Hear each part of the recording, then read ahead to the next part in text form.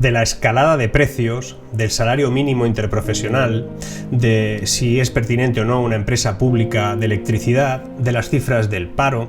De todo eso hablé ayer en el programa El Cascabel de 13TV. Os invito a verlo porque os he puesto aquí las intervenciones que tuve de manera algo resumida.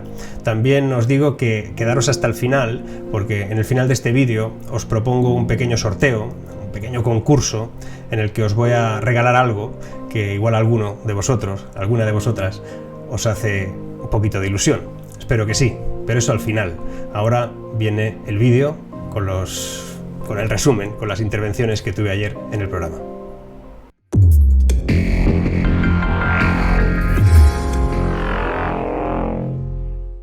Buenas noches, ¿qué tal? Bueno, pues esta es una espiral alcista que de momento no tiene freno. ¿Hasta dónde podemos llegar y hasta dónde podemos aguantar?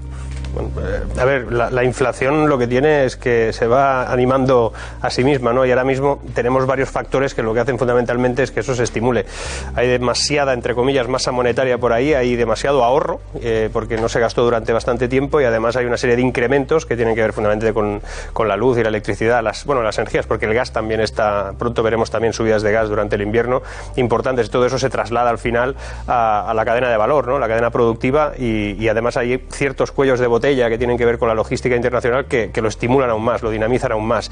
Y el problema de la inflación, el problema de la IPC, que además no solo es un problema español, está pasando en más países. Tenemos la inflación en Estados Unidos disparada, en Europa hay países que ya también están muy preocupados, la propia Comunidad Europea pues tiene una serie de problemáticas ahí que tendrá que solucionar, y ahí es, digamos, donde está lo más preocupante, y es que si Europa en un momento determinado se deshace de ese problema y no quiere actuar sobre la inflación, pues subiendo tipos de interés o algo, no hay límite, no hay tope, porque ya lo comunicaron hace un par de meses. Dijeron, de momento esto parece coyuntural, pero tiene más pinta de ser estructural ese crecimiento de los precios.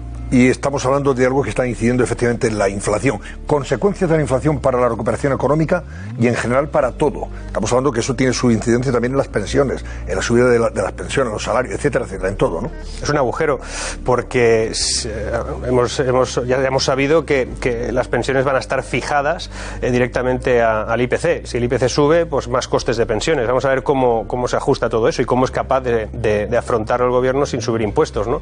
Aparte, como se comentaba en mesa, el hecho de que la falta de competitividad que eso acaba suponiendo a las compañías, a las empresas, porque por un lado o suben precios para prorrogatear, en este caso, la subida de los costes energéticos que tiene su producción, o dejan de ganar. Y si dejan de ganar, al final incluso hay ejemplos notables, muy básicos. Hay pues una panadería que tenga 4 o 5 empleados que ahora mismo pague 1.200 euros más de luz al mes, que los pagan, es un sueldo entero. Es decir, es una persona que probablemente no podrán mantener trabajando. Eso es una persona al paro. Y cuando hablamos de esta mujer con la que hablábamos de Wimar, que decía, es que yo prácticamente consumo menos y pago más, es que tiene que ver fundamentalmente con lo que también decían en mesa, es que se paga fundamentalmente impuestos que van asociados exactamente a esa pequeña parte de consumo eléctrico. Y dentro del consumo eléctrico, aunque no lo parezca, también hay impuestos, porque hay una serie de gravámenes que están sobre todo en la energía nuclear, en la hidráulica también. Es decir, todavía hay algunos impuestos dentro de ese 30% que sería simplemente el consumo, ¿no? O sea que el gobierno, si quisiera, podía rebajar perfectamente el precio del recibo de la luz, retirando impuestos que ahora están gravados en esa factura, ¿verdad? Ojo con eso también. Evidentemente que el gobierno podría ajustar a partir de impuestos, sobre todo a partir de impuestos que vienen asociados a premiar las renovables solo en un momento en el que tal vez nosotros no estábamos tan preparados como otros países, o otros países incluso decidieron no apostar tan rápido por lo renovable y todavía mantener el carbono o mantener las nucleares, ¿no? Ojo con quitar impuestos, porque eso al final se tendrá que pagar de algún modo. O sea, el agujero que tú le haces, en estos momentos estamos hablando de más de 3.000 millones de euros que el Estado recibe vía el consumo eléctrico. Entonces, si tú esos 3.000 millones le vas quitando 1.000 o 2.000 en un momento en que este país tiene una deuda que de eso ya hablaremos otro día y de que eso se va a complicar aún más, pues estamos como para quitar impuestos.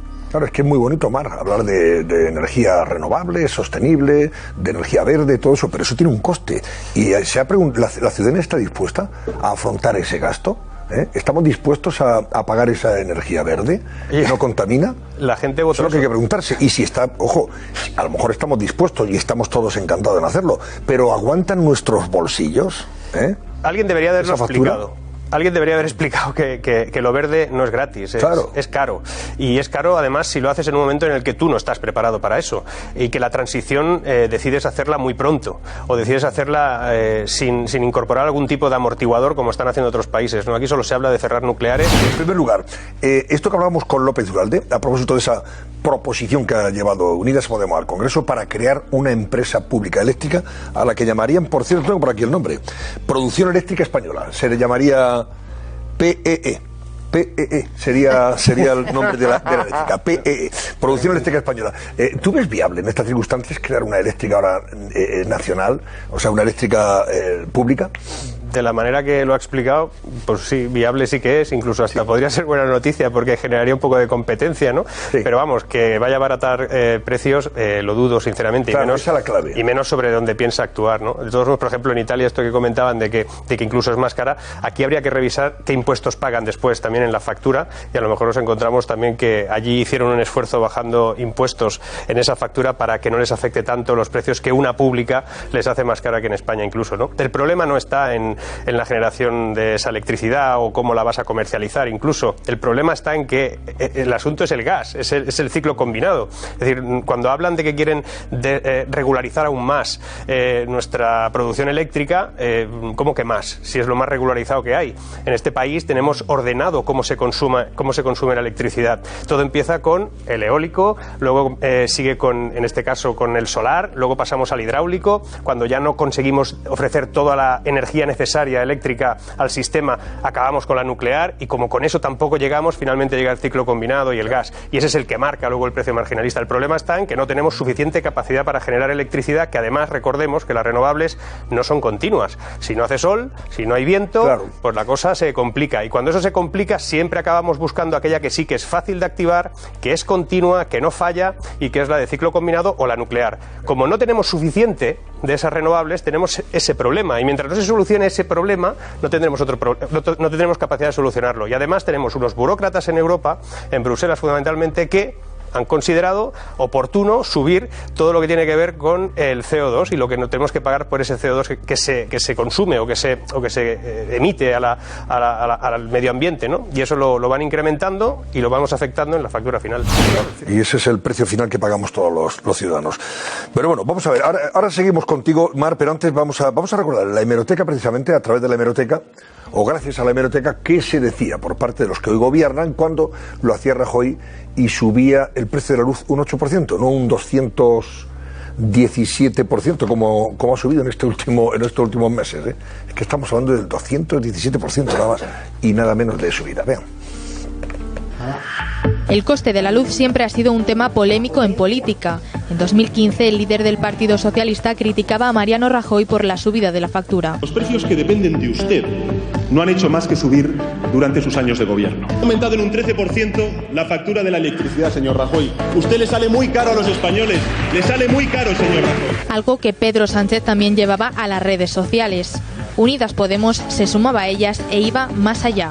La subida de la luz es una vergüenza que afecta a todo el mundo. Y no se puede consentir que el gobierno no asuma su responsabilidad. Por eso mañana toca concentrarse. Una manifestación que se celebraba frente a la Comisión Nacional del Mercado de la Competencia para protestar contra la subida del precio en la factura de la luz. Para que la factura de la luz no vuelva a subir un 4% como nos están anunciando ahora, hay que reunirse con las eléctricas. Si al otro lado de la mesa se imaginan a Pedro Sánchez y por otro lado se imaginan a Pablo Iglesias o a Yolanda Díaz, es que no hay color. El 25 de enero de 2017 el precio de la electricidad en el mercado mayorista alcanzaba casi los 102 euros el megavatio hora, el precio más alto desde 2013. Esto manifiesta pues la nula sensibilidad social de un gobierno que no tiene capacidad, o no quiere, mejor dicho, enfrentarse al oligopolio que significan las eléctricas, las energéticas, que son las que están pues saqueando la... Te pregunto, ya que hablábamos del salario mínimo interprofesional, en estas circunstancias, dado que todavía, desde el punto de vista económico, estamos recuperándonos, el paro está ahí presente. Hoy hemos conocido cifras del mes de agosto que han estado bien, ha bajado el paro, pero no olvidemos que también se destruyó mucho empleo en el mes de agosto. O sea, hay menos afiliados a la Seguridad Social, a pesar de que bajó el paro. Parece una contradicción, pero no, eso ocurre a veces.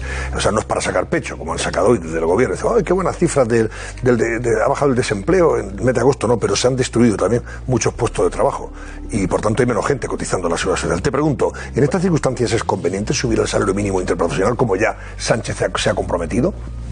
Lo primero es que si los datos son malos en cuanto a contratación, es que además en los afiliados a la Seguridad Social aparecen los ERTEs. Es decir, que o sea, si al final solamente analizáramos los que van a trabajar por la mañana, la cifra es aún peor.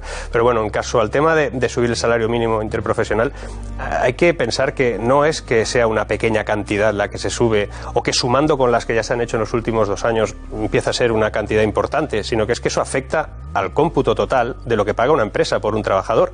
Cuando estamos hablando de 915 euros, en realidad estamos hablando de un coste social que para la empresa ronda los 1.400 y pico, y así vamos multiplicando. Entonces, en un momento en el que además tenemos inflación que de momento no tiene ninguna pinta de que se vaya a poder controlar, con lo cual va a ajustar más la posibilidad de comprar cosas, y que las empresas además van a tener que comprar más caro, y que además van a tener problemas en cuanto a el pago de algunos recursos, como pueden ser los energéticos, la electricidad, y eso puede poner en riesgo incluso algún salario. En algunas empresas el nuevo coste de la electricidad supone, como decía antes, salarios enteros de personas que trabajan allí. El mejor momento para subirle los costes a una empresa no es un momento como este, que además no hay que ser demasiado inteligente ni premio Nobel de Economía para saber que viene un otoño complicado. Mar, no te vayas, que hablamos si yo me quedo aquí toda la noche. Por eso, un ratito más. Pero ponedme una silla. Ponedme una silla. Mira, son las 11:10, las 10:10 si nos ven desde Canarias. Ya verás. Mar Vidal, ¿qué te parece esto? Que se le tilde de populista fiscal a Ayuso porque en Madrid pagamos menos impuestos que en Cataluña y en otras comunidades. A mí me ha hecho gracia lo de pedagogía fiscal. O sea, ya entramos a otra pantalla. A ver, yo sinceramente, pagar impuestos no lo veo mal. O sea, sí, yo encantado de si esos impuestos sirven para algo y además se distribuyen bien, se utilizan bien y compruebas que con esos impuestos se ayudan a generar empleo, el gobierno lidera o estimula la economía, etcétera, etcétera. Pero el problema es que eso no acaba siendo así. Y entonces hay los territorios que tienen una serie de normas, una serie de posibilidades, tienen una serie de impuestos propios, y con esos impuestos propios pues no se pagará por territorios, se pagará a cada persona, pero al final los territorios deciden formulaciones para que se pague de una manera o de otra, más o menos.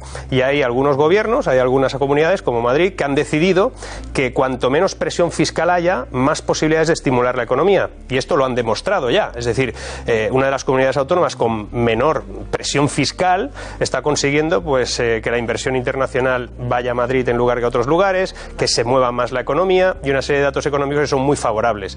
Evidentemente, si lo comparas con algunas otras comunidades donde la presión fiscal es altísima precisamente por esos impuestos propios, pues ahí es donde realmente está el conflicto, que encima te pidan que los subas o que armonices fiscalmente, que esto es buenísimo, ¿no? Armonizar fiscalmente al final es sube los impuestos tú y así pagas tanto como yo, ¿no? Ese es el problema.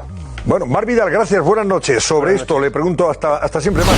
Bueno, espero que os haya interesado como mínimo. En televisión es complicado llegar al detalle, profundizar en los temas. Es lo que hay, para eso tenemos esta plataforma, tenemos YouTube para hacer vídeos con mucha más profundidad, con mayor investigación y con una opinión mucho más concreta.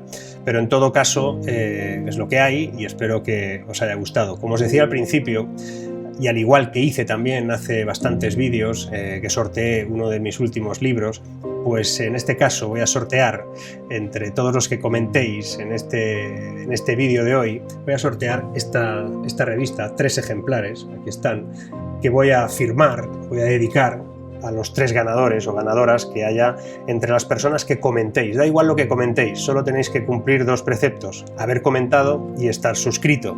Si es así, pues en el sorteo que haremos y que publicaré en el próximo vídeo estarán los 3 ganadores o ganadoras. Y ahí, pues con su nombre, yo pondré una dedicatoria y espero, pues como mínimo, que os haga ilusión.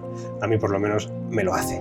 Como digo siempre, si os ha gustado, like, es importante, comentar si queréis ganar, en este caso, esa revista, y nada más, nos vemos pronto.